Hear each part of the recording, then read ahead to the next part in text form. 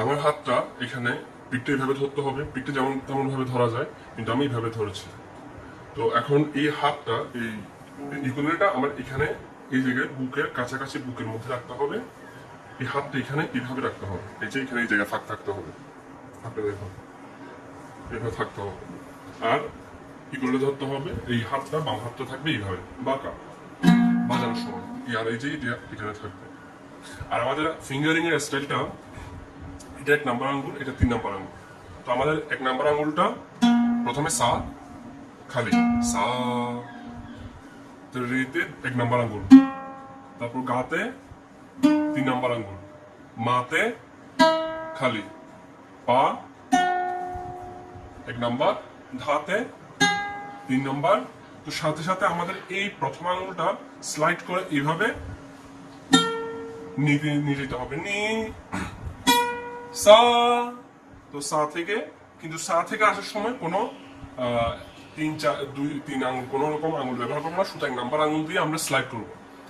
সা, নি, ধা, পা, মা, গা, রে, সা। সাউন্ড গুলো ক্লিয়ার আসতে হবে। ক্লিয়ার বলতে কোনো সাইলেন্ট সাউন্ড, যেমন এরকম এরকম সাউন্ড বা এরকম সাউন্ড কোন রকম আসা যাবে না। সাউন্ডটা ক্লিয়ার আসতে হবে। অর্থাৎ ক্লিয়ার আসতে গেলে আমাদের আঙুলটা এখানে প্রেসার দিয়ে বাজাতে হবে, এই যে প্রেসার, এইভাবে প্রেসার দিতে হবে মাঝখানে, ঠিক ফ্রেটের মাঝখানে প্রেসার দিয়ে বাজাতে হবে। সা, রে, গা, মা, পা, ধা, নি, সা, সা, নি, ধা, পা, মা, গা, রে, সা, সা, রে, গা, মা, পা, ধা, নি, সা, সা, নি, ধা, পা, মা, গা, রে, সা।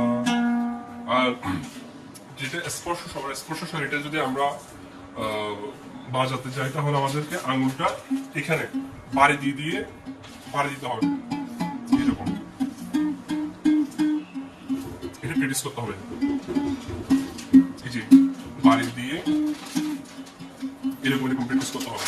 শক্ত করে আঙুল শক্ত করে ধরে, শক্ত করে আঙুলকে শক্ত করে আমাদের এখানে বাড়ি দিতে হবে, এরকম তাড়াতাড়ি তাড়াতাড়ি, যত তাড়াতাড়ি করা যায় তত তাড়াতাড়ি ভালো।